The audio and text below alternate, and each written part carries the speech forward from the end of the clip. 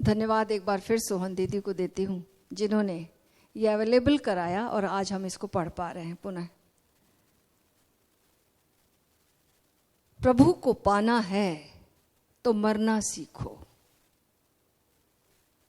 गौर करना, प्रभु को पाना है तो मरना सीखो। संसार को पाना है तो बनना सीखना पड़ता है, प्रभु को पाना है तो उल्टा करना पड़ता है। प्रभु को पाना है तो मरना सीखो। क्या देखते नहीं, क्या देखते नहीं कि बीज जब मरता है तो वृक्ष बन जाता है। एक बाउल फकीर से कोई मिलने गया था। वह गीत गाने में मगन था। उसकी आंखें इस जगत को देखती हुई मालूम नहीं होती थीं और ना ही प्रतीत होता था कि उसकी आत्मा ही यहां उपस्थित है। वह कहीं और ही था, वह कहीं और ही था, किसी और लोक में और किसी और रूप में। फिर जब उसका गीत थमा और उसकी चेतना वापस लौटती हुई मालूम हुई तो आगंतुक ने पूछा, आपका क्या विश्वास है कि मोक्ष कैसे पाया जा सकता है? वह सुमधुर वाणी का फकीर बोला, केवल मृत्यु के द्वारा। कल किसी से यह कहता था, वे पूछने लगे, मृत्यु के द्वारा? मृत्यु के द्वारा? मैंने कहा, हां, जीवन में ही मृत्यु के द्वारा। जो शेष सबके प्रति मर जाता है, केवल वही प्रभु के प्रति जागता और जीवित होता है। जीवन में ही मरना सीख लेने से, जीवन में ही मरना सीख लेने से बड़ी और कोई कला नहीं है। उस कला को ही मैं योग कहता हूं, जो ऐसे जीता है कि जैसे मृत है। जो ऐसे जीता है जैसे मृत है, वह जीवन में जो भी सारभूत है उसे अवश्य ही जान लेता है। जीवन में सारभूत अगर जानना है, अपना सत्य जानना है, तो हमें मृत्यु की कला सीखनी होगी, मरने की कला। जीवन की पहेली मृत्यु में छिपी हुई है। मृत्यु के कंट्रास्ट में ही जीवन प्रकट होता है, याद रखना। जैसे अंधकार में, रात के अंधकार में सूरज नहीं आता, चांद चमकता है, तारे चमकते हैं। रात्रि के अंधकार के कॉन्टेक्स्ट में अगर यहाँ पर हम वीडियो फिल्म देखते हैं और पूरा उजाला ही उजाला हो, उजाला ही उजाला टोटल, तो हम क्या देख पाएंगे? पर्दे पर, कोरे पर्दे पर एक ब्लैक, एक बैकग्राउंड चाहिए, उसमें चीजें उभरती हैं। ऐसे मृत्यु में ही जीवन उभरता, पूरा समाधान। मजेदार बात यह है कि जितना हम जीवन को सुलझाना चाहेंगे उतना उलझ जाएगा, लेकिन हमने मृत्यु को जान लिया तो जीवन सुलझ जाता है। मृत्यु को जानने के लिए हमने अपने आप को तैयार कर लिया तो जीवन का समाधान मिल जाता है। ओशो कहते हैं ना कि समाधि ही समाधान है, समाधि ही समाधान है और कहीं समाधान नहीं है, समाधि में ही समाधान है। क्या होता है समाधि में? समाधि में क्यों समाधान मिल जाता है? सारी गतिविधियां ठहर गई, सब कुछ थम गया। सारा जो हमारी ऊर्जा ऑक्यूपाइड थी बाहर, अब वो लौट कर स्वयं में वहां रम गई, अपने आप में स्थिर हो गई, रम गई उसमें। उस ठहराव में समाधान मिलता है जीवन का, अपने स्वरूप का पता चलता है कि जहां ओशो कहते हैं ना, जहां समस्या है वहां समाधान नहीं है। बाहर हम सुलझाव खोजते हैं, पहेली ऐसी है कि जहां सुलझाव खोज रहे वहां है नहीं, और जहां पर समस्या नहीं वहां हम जाते नहीं है कभी। वहाँ जाकर देखे तो सारा समाधान मिल जाता है। ओशो ने एक किताब ओशो की है कि द आर्ट ऑफ डाइंग, जिसमें एक कहानी उन्होंने कही है कि एक बार एक राजा को बहुत शौक था शिकार खेलने का। वो शिकार खेलने गया और वहाँ पर उसको बहुत ही एक प्यारा बोलता हुआ पक्षी मिल गया। राजा को बहुत पसंद आया ये पक्षी। उसने उस पक्षी को ले आया अपने घर पर, लाकर उसने रख लिया उस खूब सुंदर पिंजरे में, हीरे जवाहरात लगाकर सोने का पिंजरा, और पक्षी को खूब जो बेस्ट खाना हो सकता था वो देता था, काजू बादाम हर चीज। वैसा सामान्य पक्षी नहीं था, शाही पक्षी था, तो शाही खाना खाता था, लेकिन रहता था उदास। एक बार 1 साल के बाद वो राजा को फिर से उसी जंगल जाने का मौका मिला, तो उसने सोचा इस पक्षी को प्यारा है, उसे बहुत प्यार हो गया था इस पक्षी से। उसने कहा कि मैं तुम्हारे सगे संबंधियों के पास जा रहा हूं, क्या तुम्हें कोई मैसेज भेजना है, कोई खबर भेजनी है अपनी, ये कोई संदेश भेजना चाहते हो? उसने कहा बिल्कुल। उसने कुछ कहा, उसने कहा अपनी भाषा में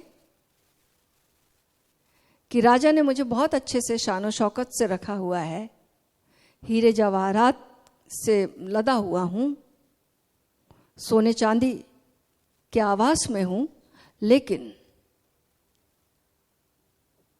आकाश तो आकाश ही होता है, आकाश का मजा तो कुछ और ही है। कह के भेज दिया। राजा ने उसकी बात को उसके पक्षी जो सगे संबंधी थे उनको कहा। उन पक्षियों ने जैसे ये संदेश को सुना, सारे पक्षी झुंड में थे जो सब गिर गए नीचे जमीन पे, पट पट करके एक एक करके नीचे गिरते गए, मर गए। राजा घबरा गया, अरे ये कैसा संदेशा था, कैसी अशुभ बात थी कि जिसको सुनते साथ इतने सारे पक्षी, सारे सगे संबंधी मर गए। बहुत दुखी लौटा और लौट कर उसने अपने पक्षी को कहा कि तुमने ऐसा क्या संदेश भेजा था, कैसी अशुभ बात कह दी थी तुमने? इस पक्षी ने पूछा क्या हुआ? उसने बताया तुम्हारी बात जैसे ही सुनी वो सारे गिरे पेड़ से और मर गए। ये बात जैसे इस पक्षी ने सुनी वो भी गिर गया और तुरंत मर गया। राजा तो और दुखी हो गया, मैंने ये क्या अशुभ दिन देखा आज कि इतने सारे पक्षी इसकी बात से मर गए और मेरी बात से ये पक्षी मर गया। अब मर गया तो मर गया, कितना भी प्यारा था, लेकिन कौन रख सकता है मरे व्यक्ति को? कितना भी प्यारा हो, तुरंत भगाने की जल्दी पड़ती है, बाहर निकालो। पिंजरा खोला गया, बाहर निकला पक्षी। जैसे पिंजरा खोला, दरवाजा खुला, बाहर पक्षी आया, फुर्र से उड़ गया।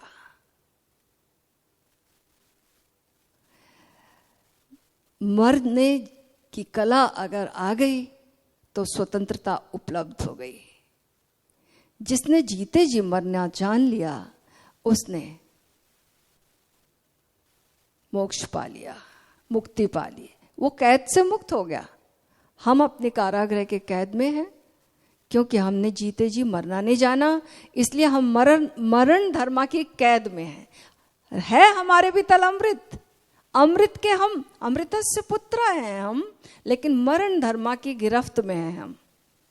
हमारा तादाद में उससे एक्चुअली हम क्या हैं गड़बड़ हो गया, सब हम कंफ्यूज्ड हो गए हैं। हम हैं क्या? क्योंकि हमारे भीतर अमृत भी है और हमारे पास ये मरण धर्मा शरीर भी है, ये मरेगा जो।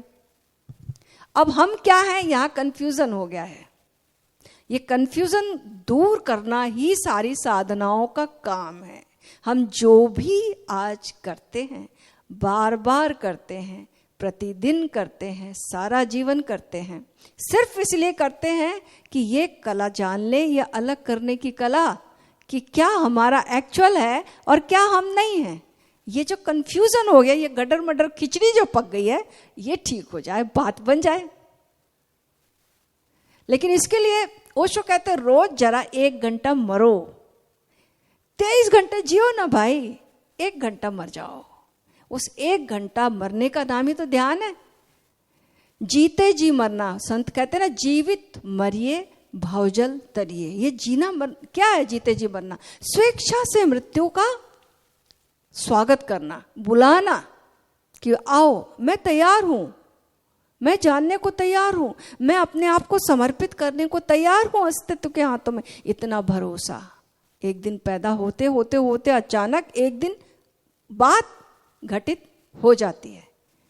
जब हम लेटते हैं 1 घंटा, शुरुआत में प्रॉब्लम होगी, बॉडी कुछ कहेगी, मन कुछ कहेगा, पैरों में बेचैनी होगी, चींटियां काटेंगी, अकड़न होगी, अकड़ जाएगा शरीर, कुछ भी होगा, व्हाटएवर, कोई दर्द होगा, बड़ा कुछ होगा, कुछ नहीं तो खांसी आ जाएगी, आएगा। लेकिन धीरे धीरे धीरे बात सब कुछ ठहरने लगता है। सांस धीमी हो जाती है, शरीर बिल्कुल मुर्दे की तरह हो जाता है, और धीमी होते होते होते एक दिन ऐसा आता है, सांस बंद हो जाती है। और उसी क्षण वो बात एकदम क्लिक हो जाती है कि ये मरण धर्म जो ये पड़ा है और जो नहीं मरता कभी, ये मैं हूं। ये घटना जब घट जाती है, फिर सारा भय खत्म हो जाता है। फिर पता चल जाता है, फिर जीवन का सुराग मिल जाता है। जीवन क्या है पता चल जाता, कि मृत्यु क्या है ये पता चल गया, तो जीवन का पता चल गया कि मृत्यु जैसी कोई चीज ही नहीं है, कुछ मरता ही नहीं है। और जो मरता है वो कभी जिंदा था ही नहीं, वो तो प्रतिपल मर रहा। हमारी दृष्टि पर दूरदृष्टि नहीं है। कल जो शरीर था मेरा वो आज नहीं है, आज जो शरीर है वो मेरा कल नहीं रहेगा। ये जो मेरे ब्रेन सेल्स हैं वो प्रतिदिन खत्म होते जा रहे हैं, क्या क्या बदलता जा रहा। बस हम पैनी दृष्टि नहीं रखते, दैट्स इट। लेकिन सब कुछ तो बदल रहा है, सब कुछ प्रतिदिन मर रहा है। जिस दिन जन्मे उसी दिन से तो मरना। एक ही चीज निश्चित शुरू हो गई, एक ही क्वालिफिकेशन चाहिए मरने के लिए, वो है जन्मना। जन्म लिए तो मर जाएंगे, प्रतिदिन मरेंगे, और किसी भी पल मर सकते हैं फिर पूरा। लेकिन जिस दिन पता चल जाता है कि ये मरने वाला जो मर रहा था ये तो लहर की तरह है, बाकी वो जो सागर है वो तो वैसा ही का वैसा है, वहां तो कुछ होता ही नहीं है, वो तो ज्यों था त्यों ठहराया। बस बात ये समझ में आ जाती है और जीवन बिल्कुल बदल जाता है। जीवन की पहेली मृत्यु में है।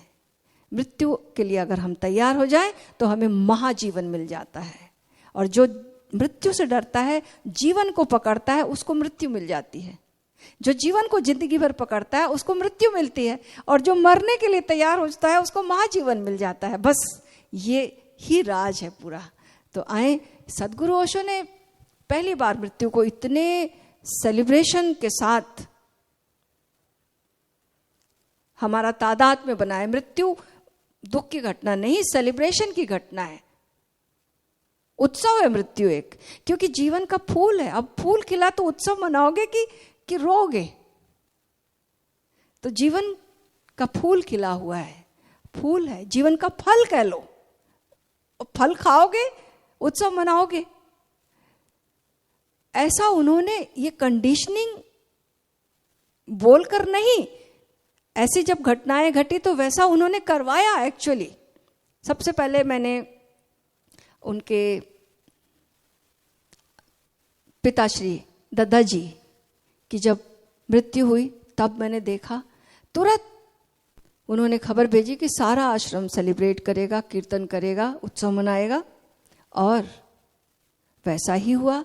रात्रि में उनको लाया गया बुद्धा हॉल में, ओशो आए। ओशो ने, आपने सबने वो वीडियो देखा होगा, उन्होंने जो उनके सिर पर हाथ रखा, तीसरे नेत्र पर हाथ रखा, फील किया। उसके बाद सबने उत्सव मनाया और फिर अल्टीमेट सेलिब्रेशन हुआ। ऐसे जब भी जो भी मृत्यु हुई उन्होंने यही कराया। तो आज हम क्यों ना अपनी ही मृत्यु का सेलिब्रेशन मनाएं, स्वेच्छा मृत्यु का। अब जब तक ये शुरुआत नहीं करेंगे तो हमारे भीतर बात नहीं जा सकती। हमें क्या लगता है कि दूसरे मरते, हम थोड़ी मरते हैं। हमेशा हर व्यक्ति यही सोचता है कि मृत्यु दूसरे की होती है, हम थोड़ी मरते, और भीतर फिर भी कपते रहते हैं। भीतर कुछ है जो कहता कि कभी हम नहीं मरते। जो अमृत तत्व है वहां से फीलिंग आती है कि हम नहीं मरते कभी, लेकिन फिर भी कपते रहते, क्योंकि ये जो जिससे हमारा एसोसिएशन है वो तो मरता है ना। वो तो मरता है। तो आए अपना एसोसिएशन आज बदलेंगे